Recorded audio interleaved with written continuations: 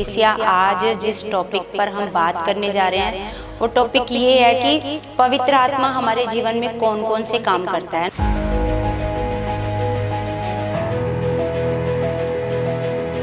तो आज हम परमेश्वर के पवित्र वचनों से देखेंगे कि पवित्र आत्मा हमारे जीवन में कौन कौन से काम करता है।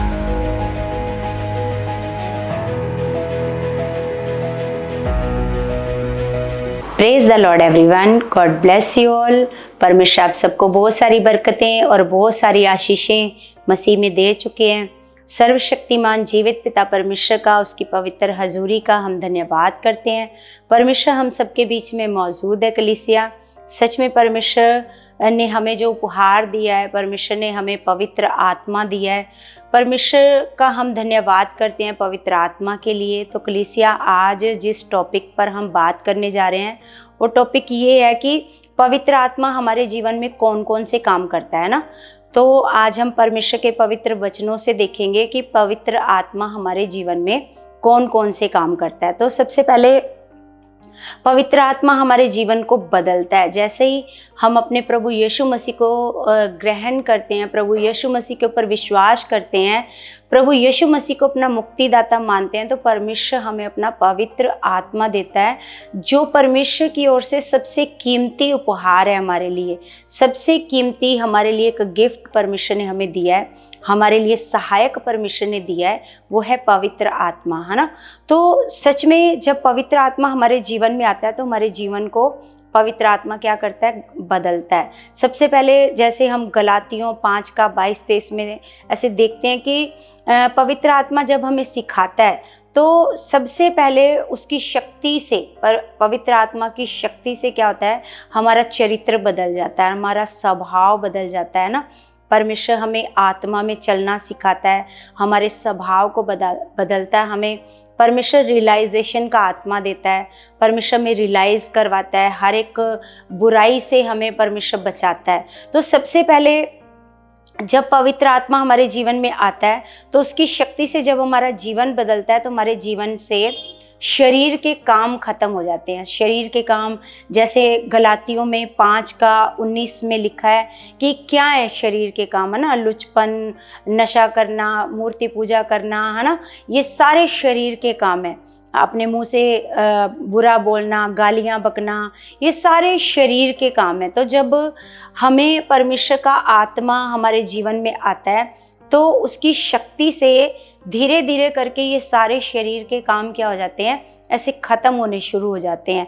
तो पवित्र आत्मा जो है हमें क्या बनाता है, ऐसे पवित्र बनाता है। परमेश्वर का आत्मा हमें पवित्र बनाता है, क्योंकि परमेश्वर का वचन कहता है जैसे परमेश्वर पवित्र है ऐसे परमेश्वर हमें भी पवित्र बनने को कहता है। तो सबसे पहला काम परमेश्वर हमारे जीवन में करता है कि वो हमारे जीवन को क्या करता है, ऐसे बदल देता है। तो जैसे हम एक परमेश्वर का वचन पढ़ते हैं, लूका 11:13 में लिखा है, जब प्रभु यीशु मसीह ने अपने चेलों को प्रार्थना करना सिखाया तो प्रार्थना में प्रभु यीशु मसीह ने उनसे कहा, देखो अतः जब तुम बुरे होकर अपने बच्चों को अच्छी वस्तुएं देना जानते हो तो स्वर्गीय पिता अपने मांगने वालों को पवित्र आत्मा क्यों ना देगा, है ना। जब हमारे बच्चे हमसे कोई चीज़ मांगते हैं, कुछ खाने की चीज़ मांगते हैं, तो माँ बाप क्या करते हैं, किस प्रकार एक खुश ऐसे मन से, खुशी वाले मन से उनको हर एक चीज़ उनको देते हैं। कोई भी चीज़ उनके लिए उनका बच्चा मांगता है तो वो देते हैं। तो यहाँ पर प्रभु यीशु मसीह ने बताया कि अगर तुम बुरे होकर अपने बच्चों को अच्छी वस्तुएं देना जानते हो तो स्वर्गीय पिता अपने मांगने वालों को पवित्र आत्मा क्यों ना देगा, क्योंकि पवित्र आत्मा परमेश्वर की नज़र में सबसे कीमती चीज़ है, सबसे अच्छी चीज़ है, सबसे बेस्ट चीज़ है पवित्र आत्मा। तो परमेश्वर का आत्मा पिता से, परमेश्वर का आत्मा क्या करता है, हमारे जीवन और चरित्र को क्या करता है, वह आत्मा के द्वारा बदलने के लिए ऐसे हमारी अगुवाई करता है, हमारे चरित्र को बदलने की अगुवाई करता है, हमारे जीवन को बदलने की क्या करता है, अगुवाई करता है। तो सच में कलीसिया हम देखते हैं कि पवित्र आत्मा क्या क्या हमारे जीवन में कार्य करता है। जब पवित्र आत्मा हमारे जीवन में आता है तो पहला कार्य वो हमारे जीवन को बदलने का करता है, और दूसरा कार्य का क्या करता है कि पवित्र आत्मा हमारे जीवन में क्या करता है, पाप को दोषी ठहराता है। ये बताता है कि ये जो पाप है आपके जीवन में, ये आपको दोषी बनाता है ना। जैसे कोई भी पाप हमारे जीवन में होता है, कोई बुराई होती है, जैसे किसी को गलत दृष्टि से देखना, है ना, या कुछ भी और पाप हैं, तो ये हमें तब तक नहीं पता चलता जब तक पवित्र आत्मा हमारे जीवन में नहीं आता। हमें ये नहीं पता चलता कि ये जो पाप है हमें क्या बनाता है, दोषी बनाता है। जिस प्रकार हम परमेश्वर का वचन पढ़ते हैं यूहन्ना की पुस्तक में, यूहन्ना 16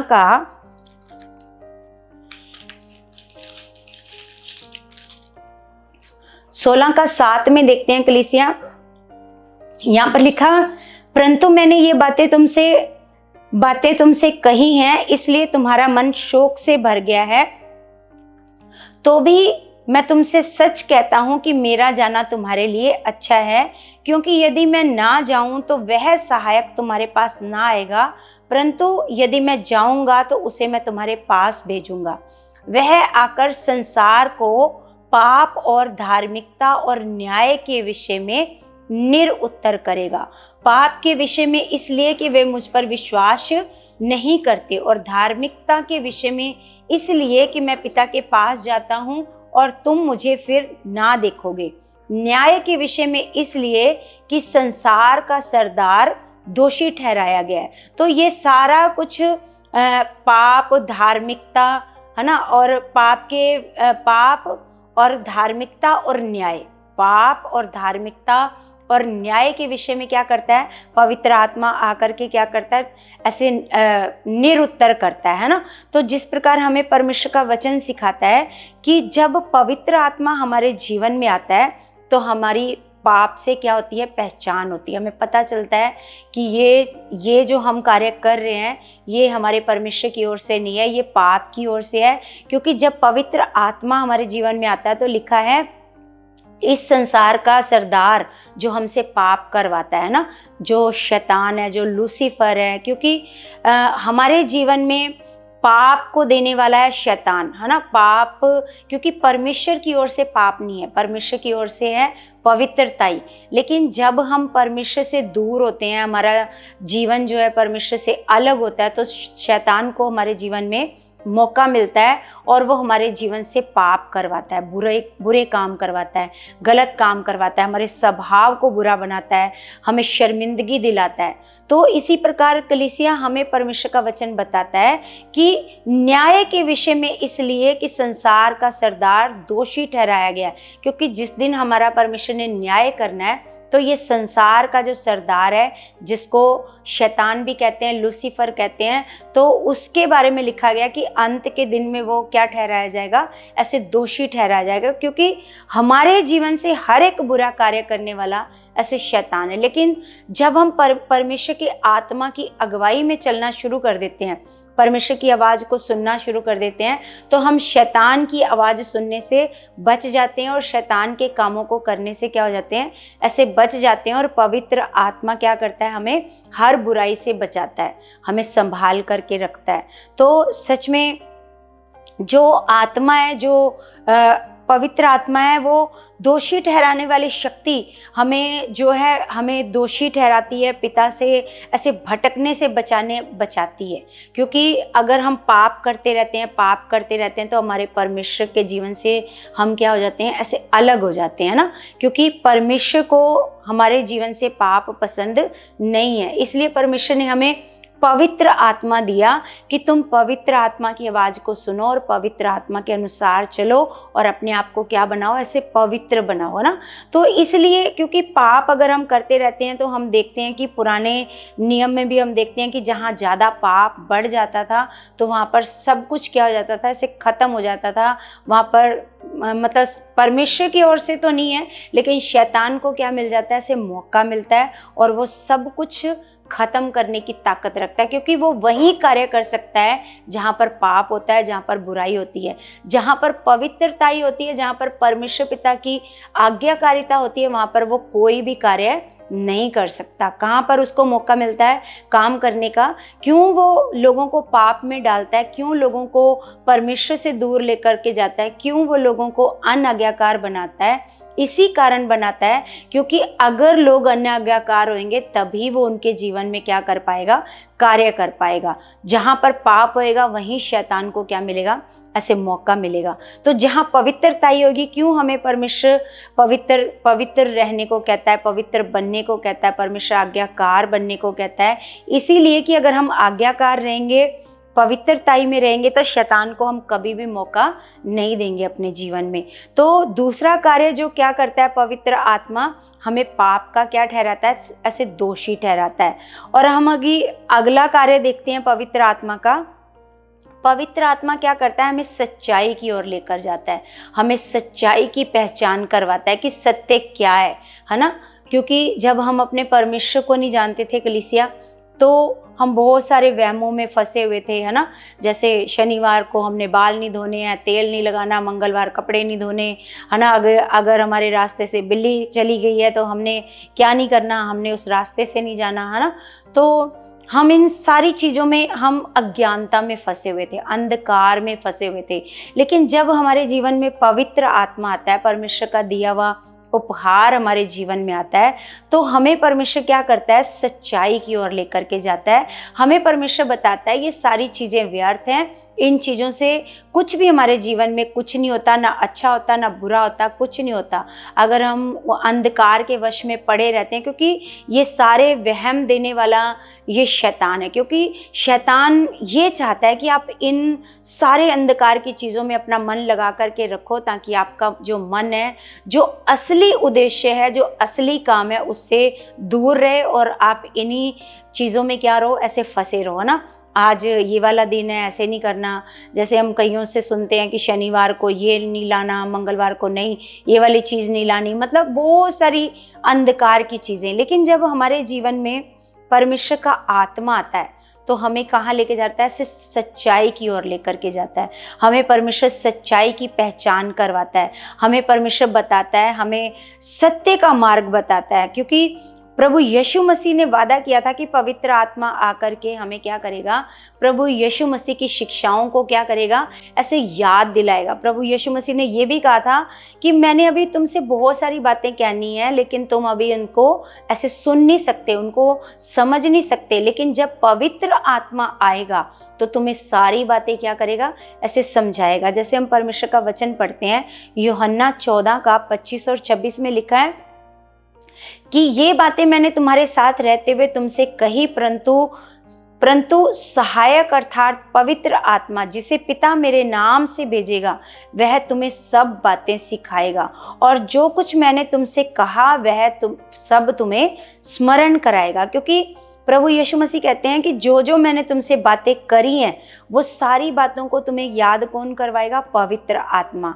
मैं तुम्हें शांति दिए जाता हूँ, अपनी शांति तुम्हें देता हूँ, और जैसे संसार देता है मैं तुम्हें नहीं देता, नहीं देता। तुम्हारा मन व्याकुल ना हो और ना डरे, है ना? तो हमें हमारा प्रभु यीशु मसीह कहता है कि जैसे प्रभु यीशु मसीह स्वर्ग जाने लगे तो चेले ऐसे घबराने लगे कि हम अब क्या हो जाएंगे? ऐसे अकेले हो जाएंगे ना।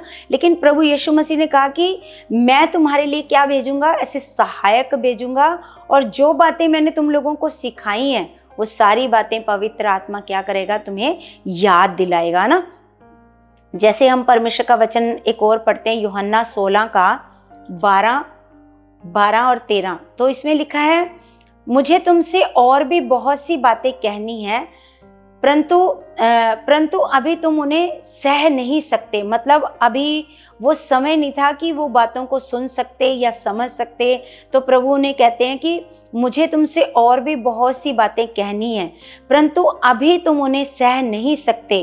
परंतु जब वह अर्थात सत्य का आत्मा आएगा तो तुम्हें सब सत्य का मार्ग बताएगा, क्योंकि वह अपनी ओर से ना कहेगा, परंतु जो कुछ सुनेगा वही कहेगा और आने वाली बातें तुम्हें बताएगा, है ना। तो यहाँ पर प्रभु यीशु मसीह ने अपने चेलों को बताया कि ये जो प्रभु यीशु मसीह ने ऐसे वादा किया था अपने चेलों के साथ कि जो सत्य का आत्मा होएगा, जो बातें मैं तुम्हें और भी बताना चाहता हूँ, और भी बातें सिखाना चाहता हूँ, लेकिन उन बातों को तुम अभी नहीं सह सकोगे, क्योंकि वो बहुत पवित्र आत्मा जो है वो क्या करता है, आने वाली बातें बताता है, भविष्य की बातें बताता है। जैसे प्रभु यीशु मसीह ने इसमें बहुत सारी भविष्यवाणियां करी है ना, आने वाले समय में क्या होएगा, कैसे कैसे समय आएंगे, क्योंकि बहुत सारे भयानक समय आने वाले थे। चेलों के ऊपर भी बहुत सारे भयानक समय आने वाला था ना, कैसे कैसे सताव का समय आने वाला था।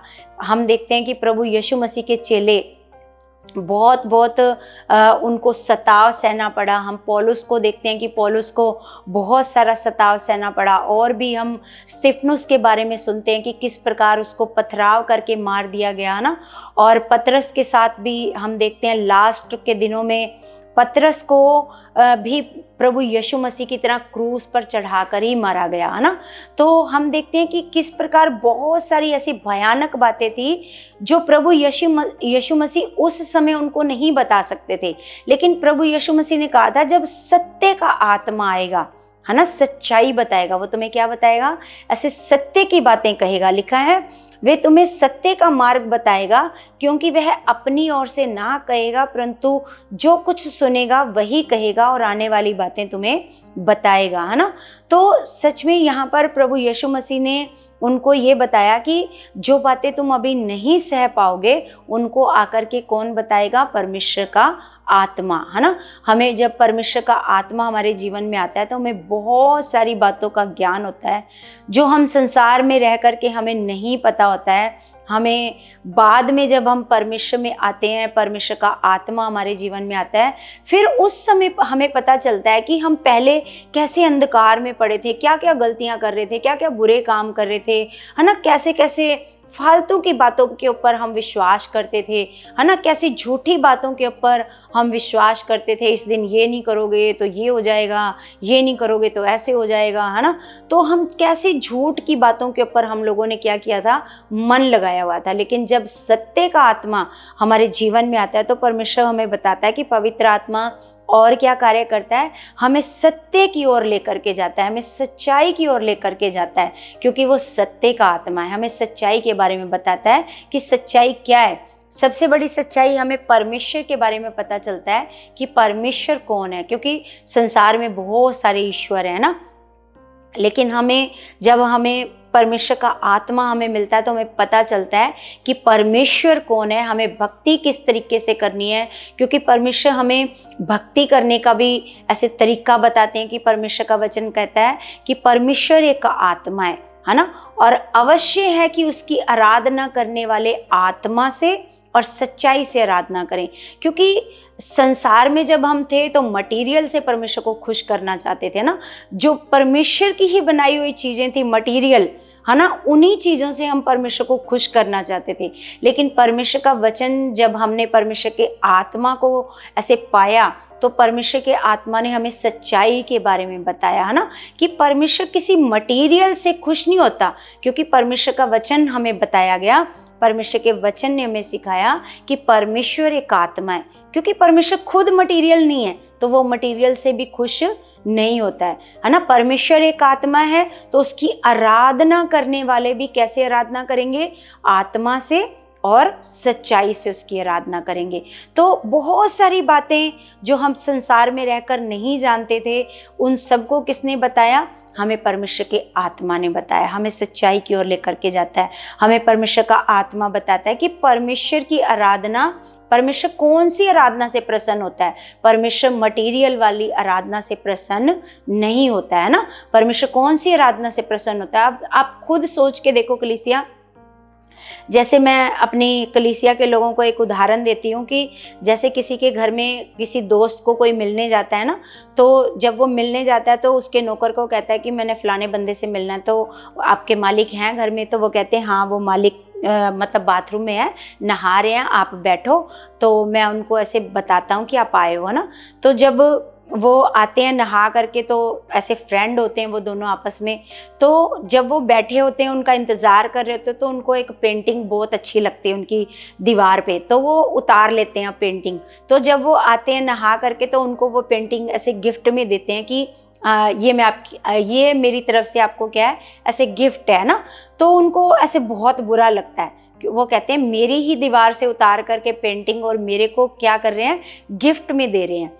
तो उनको वो चीज़ बहुत बुरी लगती है। तो उसी प्रकार कलीसिया, अगर कोई हमें हमारी ही चीज़ बोले कि ये मैं आपके लिए गिफ्ट लाया हूँ, तो हमें कितना ज़्यादा ऐसे बुरा लगता है। तो सोच के देखो, जब हम परमेश्वर की बनाई हुई चीज़ों को ही परमेश्वर के सामने उपहार के तौर पर लेकर के जाते हैं, उसकी आराधना के लिए उन सारी मटेरियल की चीज़ों को लेकर के जाते हैं, तो क्या उन चीज़ों से परमेश्वर प्रसन्न होते हैं?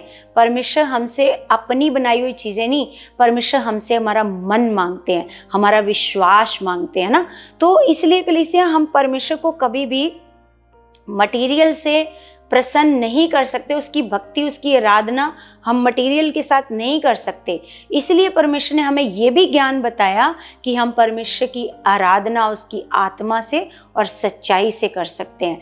तो सच में कलीसिया, जो अभी हम और भी पवित्र आत्मा के बहुत सारे कार्य हैं, जो पवित्र आत्मा हमारे जीवन में आकर के, जब पवित्र आत्मा हमारे जीवन में आते हैं, तो और भी बहुत सारे कार्य हैं जिनको हम कंटिन्यू आगे बताएंगे आपको, क्योंकि अभी बहुत सारे ऐसे कार्य हैं जो पवित्र आत्मा जब हमारे जीवन में आता है तो हमारे जीवन में कार्य करता है। तो आज जो हमने सीखा है कि पवित्र आत्मा हमारे जीवन में कौन कौन से कार्य करता है आकर के, है ना, जब पवित्र आत्मा हमारे जीवन में आता है, तो हमें पता चला कि पवित्र आत्मा हमें, हमारे जीवन को बदलता है, और हमारे जीवन में जो पाप हम करते हैं उससे हमें ऐसे पाप को दोषी ठहराता है। और पवित्र आत्मा क्या करता है, सत्य की ओर लेकर के जाता है, सच्चाई की ओर लेकर के जाता है, हमें अंधकार से निकालता है, हमें रोशनी दिखाता है, हमें मार्ग दिखाता है परमेश्वर का आत्मा।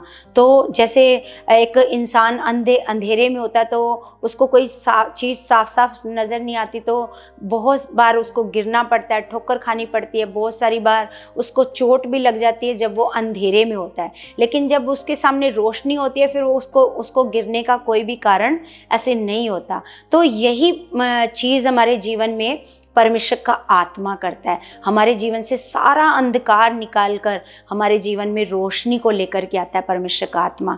तो कलीसिया, हम आगे इन पवित्र आत्मा के कामों को आगे भी आपको अगली वीडियो में ऐसे बताएंगे, है ना।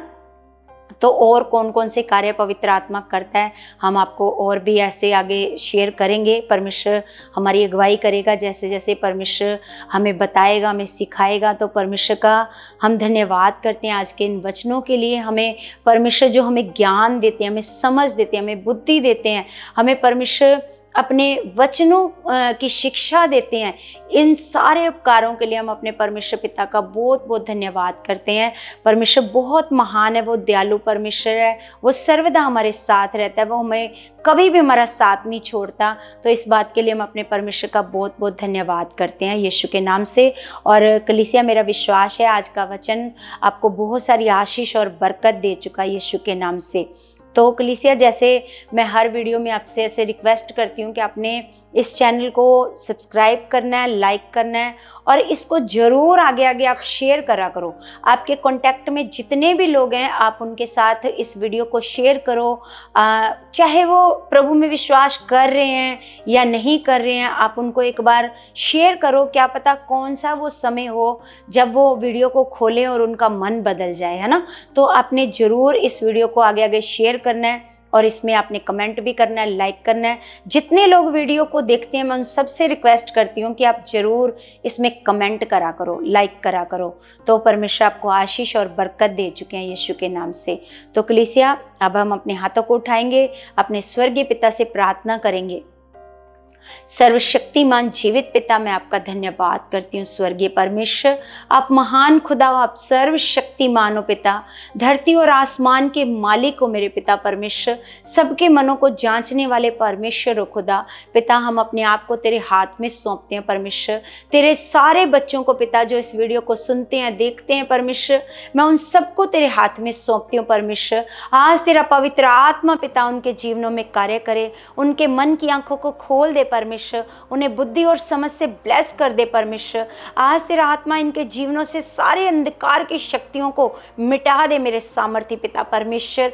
पिता परमेश्वर इनके जीवन में रोशनी आ जाए, तेरे वचनों का ज्ञान आ जाए, समझ आ जाए, बुद्धि आ जाए पिता परमेश्वर।